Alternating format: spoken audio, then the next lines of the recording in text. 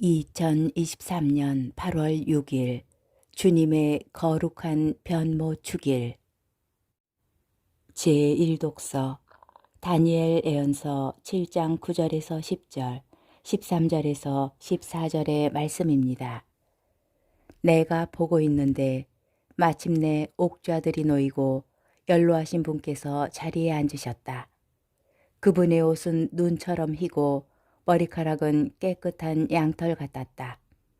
그분의 옥좌는 불꽃 같고 옥좌의 바퀴들은 타오르는 불 같았다.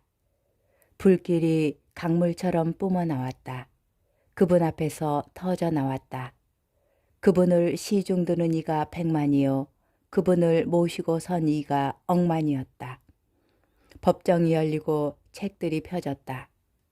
내가 이렇게 밤의 환시 속에서 앞을 보고 있는데 사람의 아들 같은 이가 하늘에 구름을 타고 나타나 연로하신 분께 가자 그분 앞으로 인도되었다. 그에게 통치권과 영광과 나라가 주어져 모든 민족들과 나라들, 언어가 다른 모든 사람들이 그를 섬기게 되었다. 그의 통치는 영원한 통치로서 사라지지 않고 그의 나라는 멸망하지 않는다. 주님의 말씀입니다. 제2독서 베드로 2서 1장 16절에서 19절의 말씀입니다. 사랑하는 여러분, 우리가 여러분에게 우리 주 예수 그리스도의 권능과 재림을 알려줄 때 교묘하게 꾸며낸 신화를 따라 한 것이 아닙니다. 그분의 위대함을 목격한 자로서 그리한 것입니다. 그분은 정녕 하느님 아버지에게서 영예와 영광을 받으셨습니다. 존귀한 영광의 하느님에게서 이는 내 아들, 내가 사랑하느니 내 마음에 드는 이다 하는 소리가 그분께 들려왔을 때의 일입니다. 우리도 그 거룩한 산에 그분과 함께 있으면서 하늘에서 들려온 그 소리를 들었습니다. 이로써 우리에게는 예언자의 말씀이 더욱 확실해졌습니다.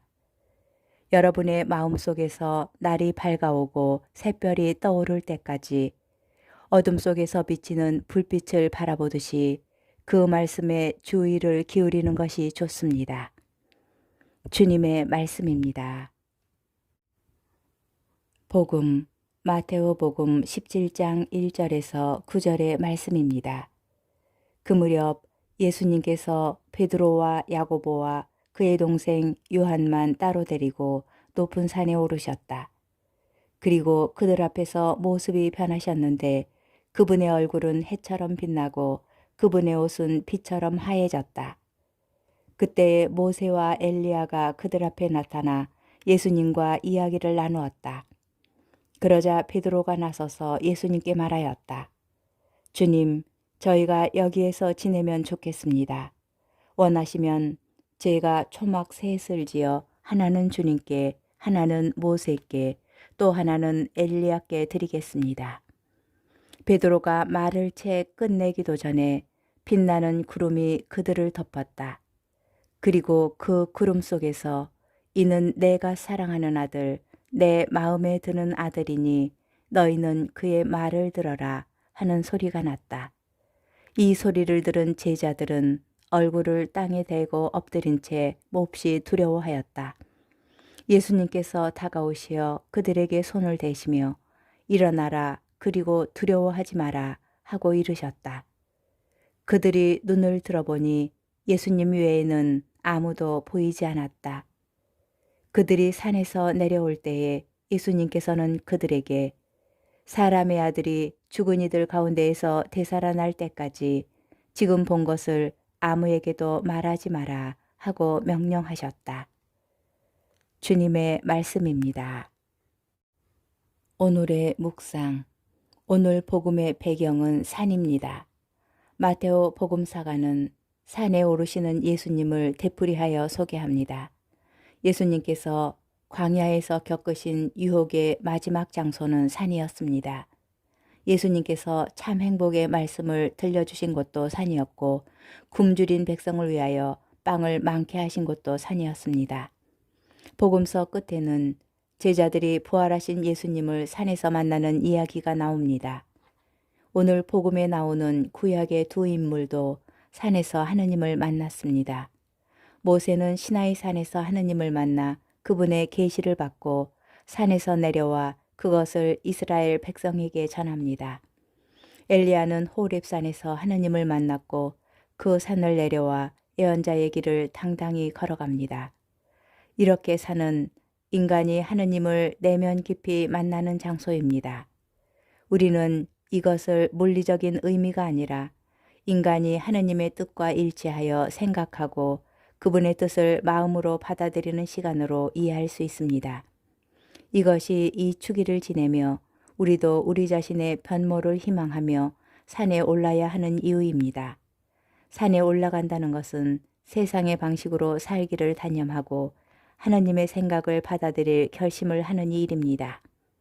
이러한 결심이 없다면 우리의 신앙생활은 이 세상에서 주님의 복을 받아 세속적 의미에서 더 잘되기를 바라는 데에만 매여 있게 될 것입니다.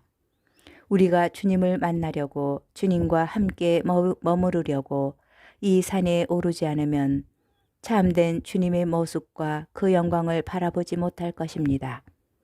그런데 이게 끝이 아닙니다. 산에서 그분을 배웠으니 이제 다시 산을 내려와야 합니다. 베드로는 초막을 지어 산에 머물고 싶어 하였지만 예수님께서는 산을 내려오시어 하느님 아버지께 받은 사명을 수행하러 길을 떠나십니다. 성당에서 또 고요한 기도 속에서 우리도 하느님의 말씀을 듣고 그분의 뜻을 생각하는 산을 경험합니다.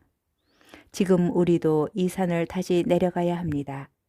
주님이신 스승께서 당신의 생명을 쏟으시고자 예루살렘을 향하여 나아가셨듯이 우리도 그분을 따라 산에서 들은 말씀과 산에서 본 그분의 참모습을 마음에 품고 형제들을 섬기고자 세상으로 나아가야 합니다.